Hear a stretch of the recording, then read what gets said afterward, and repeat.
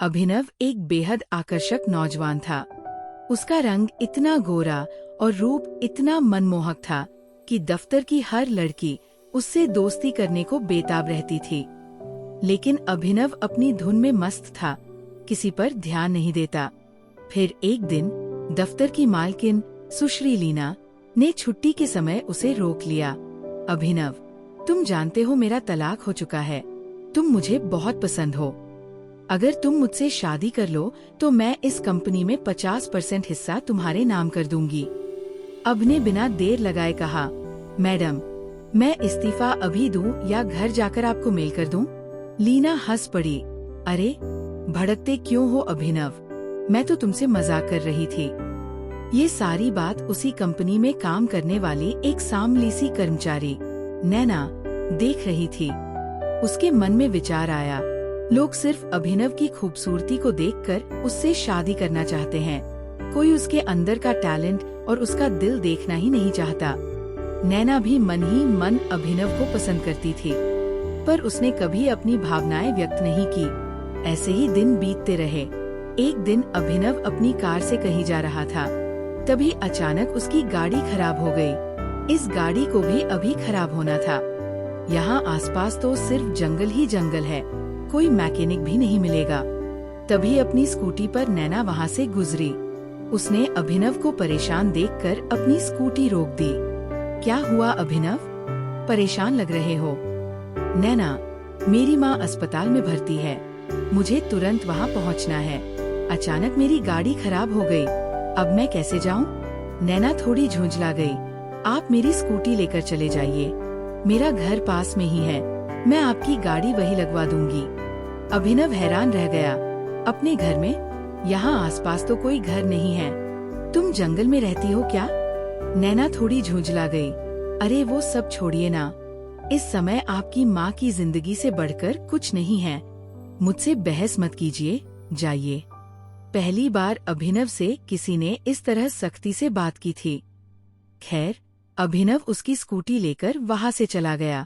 नैना ने उसकी मोटरसाइकिल को पैदल ही किसी तरह घसीटकर अपने घर तक पहुँचाया, जो वहाँ से कम 5 किलोमीटर दूर था।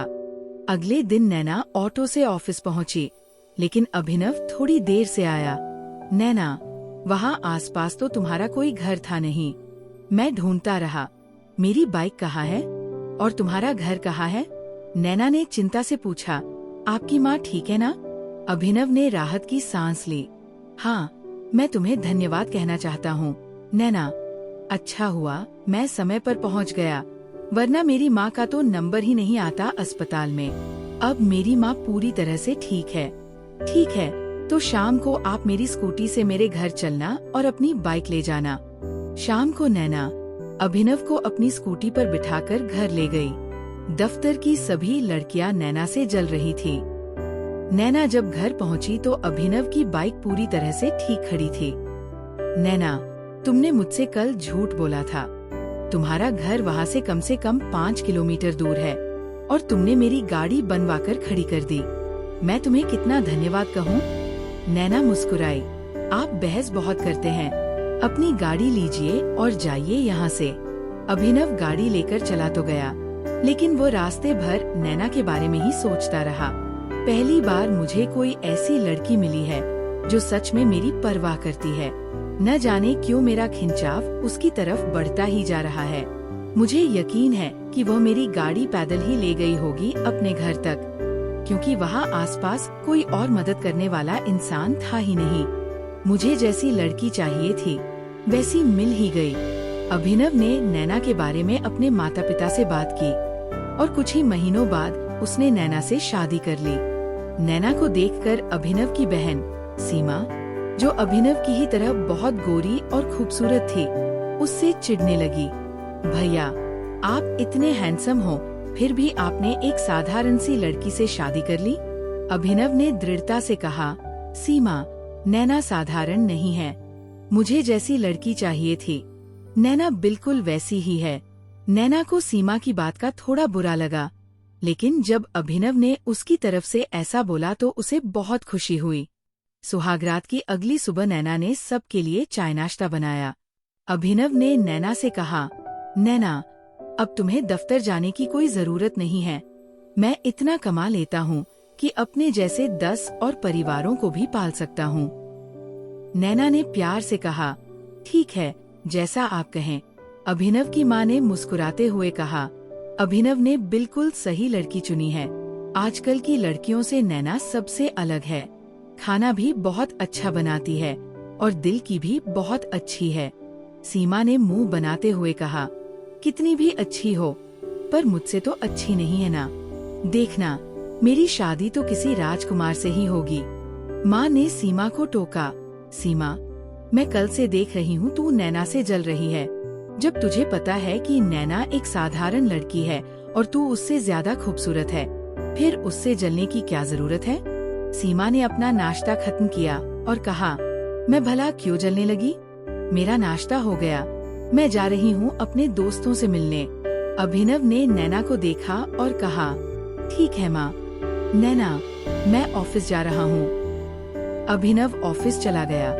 सीमा छोटे छोटे कपड़े पहनकर और खूब मेकअप लगाकर बाहर घूमने निकल गई। दोपहर के वक्त नैना अपनी सास के पैर दबा रही थी। बहू, तू एक मॉडल लड़की है, पढ़ी लिखी भी है, इतनी अच्छी कंपनी में काम भी करती थी।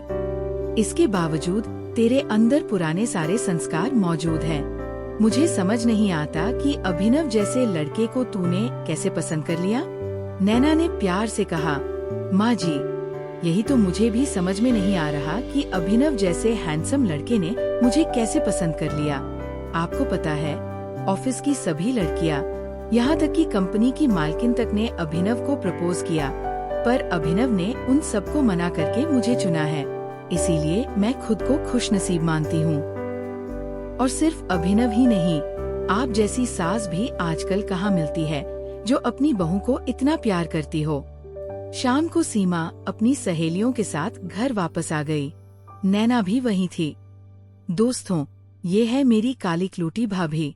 इनको अपनी बदसूरती पर इतना घमंड है जितना हम लोगों को अपनी खूबसूरती पर नहीं है। फिर सीमा ने नैना से कहा, भाभी, यहाँ खड़ी रहकर अपनी बेइज्जती क्यों सुन रही हो? मेरी सहेलियाँ आई हैं, उनके लिए जरा चाय नाश्ते का इंतजाम करो। नैना मुस्कुराई, आप लोग बैठिए, मैं अभी आप लोगों के लिए नाश्ता लेकर आती हूँ। ऐसे ही दिन बीतते रहे और सीमा हर वक्त नैना का मजाक उड़ाया करती थी। कुछ महीनों बाद एक बहुत ही हैंडसम लड़का अपने माता पिता के साथ सीमा को देखने आया। लड़के की माँ ने गर्व से कहा, मेरा बेटा तो हीरा है, हीरा। लड़कियां तो इससे शादी करने के लिए पागल हैं। सीमा ने बेपरवाही से कहा, आंटी, माफ कीजिएगा, इतना भी हैंडसम नहीं है आपका लड़का। इससे खूबसूरत तो मेरे पैर की जूती है। इतना कहकर सीमा ने अपने पैर लड़के और उसकी माँ के मुंह के सामने रख दिए। लड़का आगब बुला हो गया, सीमा, ये क्या बदतमीजी है? माँ, और बेइज्जती करवानी है क्या? चलिए यहाँ से, मुझे नहीं करनी इस घमंडी लड़की से शादी। इस तरह जितने भी लड़के सीमा को देखने आते थे, सीमा उनकी बेइज्जती करके उन्हें वहाँ से भगा देती थी। फिर कुछ सालों बाद एक बहुत ही हैंडसम लड़का रोल्स रॉयस कार में सीमा को देखने आया। उसके आसपास ढेर सारे बॉडीगार्ड थे, यहाँ तक कि मिलिट्री वाले भी। सीमा उसे देखती ही रह गई। लड़के ने परिचय दिया, हेलो मिस सीमा, मेरी माँ ने कहा कि उन्होंने मेरे लिए लड़की देखी है, तो मैं आपके भाई अभिनव की बहन को देखने आया हूँ। तभी वहाँ पर नैना और उसकी सास भी आ गए। सीमा के संभावित दूल्हे ने कहा, आपको इनसे कुछ पूछना हो तो पूछ लो। सीमा ने उत्साहित होकर कहा, अरे नहीं नहीं, मुझे तो ये बहुत पसंद है। मुझे हमेशा से ऐसा ही लड़का चाहिए था, जिसके आसपास ढेर सारी बॉडीगार्ड्स हों। अभिनव की माँ ने चैन की सांस ली। ऊपर वाले का शुक्र है, कम से कम सीमा को कोई तो पसंद आया। बड़ी धूमधाम से सीमा और रोहन की शादी हो गई। सुहागरात वाले दिन रोहन ने कहा, सीमा, आज हमारी सुहागरात है, मैं जरा हाथ मुंह धोकर आता हूँ और कपड़े भी बदल लेता हूँ। सीमा ने कहा, ठीक है, लेकिन जल्दी आना। रोहन बाथरूम के अंदर गया। जब वो वापस आया तो सीमा के होश उड़ गए। वो हैंडसम लड़का नहीं था, बल्कि एक साधारण कपड़े पहने, बाल बिखरे हुए और थका हुआ दिखने वाला व्यक्ति था। उसके चेहरे पर महंगी क्रीम और फाउंडेशन का कोई निशान नहीं था और उसकी आंखें पहले जैसी चमकदार नहीं थीं। सीमा चिल्लाई, कौन हो तुम? तुम रोहन नहीं हो। मेरा रोहन कहाँ है? ये कौन बुढ़ा आ गया? उस व्यक्ति ने निराशा से मुस्कुराते हुए कहा, मैं ही रोहन हूँ। सीमा, मेरी आवाज भी भूल गई क्या? मैंने तुमसे झूठ नहीं कहा था। मैं फिल्म इंडस्ट्री का मालिक हूँ। पर यह भी सच है कि आज से कुछ महीने पहले मेरी कंपनी दिवालिया हो गई है। मेरी सारी संपत्ति, मेरी रोल्स रॉयस, मेरे बॉडीगार्ड सब किराए पर थे। मैंने ये शादी सिर्फ इसलिए की ताकि तुम्हारे परिवार से कुछ आर्थिक मदद मिल सके और मैं दोबारा खड़ा हो सकूं। मैंने सोचा था तुम मेरी हैसियत से प्यार करती हो तो तुम मान जाओगी। सीमा सन्न रह गई। इसका मतलब तुमने मेरे साथ धोखा किया है। तुम दिवालिया हो। मुझे तुम्हारे साथ रहना ही नहीं है। मैं जा रही हूँ अपने भैया के पास। अगले दिन सीमा अपने मायके पहुँच गई। वहाँ पहुँचकर सीमा ने सारी बात अपनी माँ और भाई अभिनव को बताई। अभिनव ने गहरी सांस लेते हुए कहा, सीमा, उन्होंने तुम्हारे साथ कोई धोखा नहीं किया। मैंने तुमसे कहा भी था कि जो पूछना है पूछ लो इनसे, लेकिन तुमने बिना कुछ पूछे हाँ कर दी। अभिनव की माँ ने भी सिर हिलाया। तभी वहाँ पर रोहन एक बार फिर से आ गया। उसके साथ एक वकील था। मिल गया तुम्हें सबूत? अगर तुम मुझे तलाक देना चाहती हो तो उसके बदले तुम्हें मुझे 50 करोड़ रुपए देने पड़ेंगे, क्योंकि शादी के बाद मेरी कंपनी में तुम्हारी भी हिस्सेदारी हो चुकी है और अब वो नुकसान में है। अब इतनी बड़ी रकम तो अभिनव दे नहीं सकता था, इसलिए मजबूरी में सीमा को उस रोहन के साथ जाना ही पड़ा, जिसे उसने सुंदरता और धन के पैमाने पर आका था। एक दिन सीमा मार्केट में शॉपिंग कर रही थी। तभी एक सांवली सी लड़की उसके सामने आकर खड़ी हो गई। ये वही लड़की थी जिसने सीमा को सबक सिखाने की ठानी थी। क्यों मिस सीमा, पहचाना मुझे? मैं वही हूँ जिसकी माँ को तुमने उस दिन अपने पैरों की जूती दिखाई थी। बहुत घमंड था ना तुम्हें अपनी खूबसूरती का? रोहन जी मुझसे मदद मांगने आए थे। मैंने ही उन्हें सजेस्ट किया था आपसे शादी करने के लिए, क्योंकि मुझे पता था तुम सिर्फ पैसे और दिखावे से शादी करोगी। अब बिताओ अपनी पूरी जिंदगी उस इंसान के साथ जिसकी दौलत और खूबसूरती दोनों अब नहीं रही। इसीलिए हमें कभी भी किसी भी चीज पर घमंड नहीं करना चाहिए। नहीं किसी को सिर्फ उसके बाहरी रूप रंग या दौलत से आंकना चाहिए, क्योंकि समय का पहिया कब घूम जाए कोई नहीं जानता। दोस्तों, उम्मीद करती हूँ कहानी पसंद आई होगी।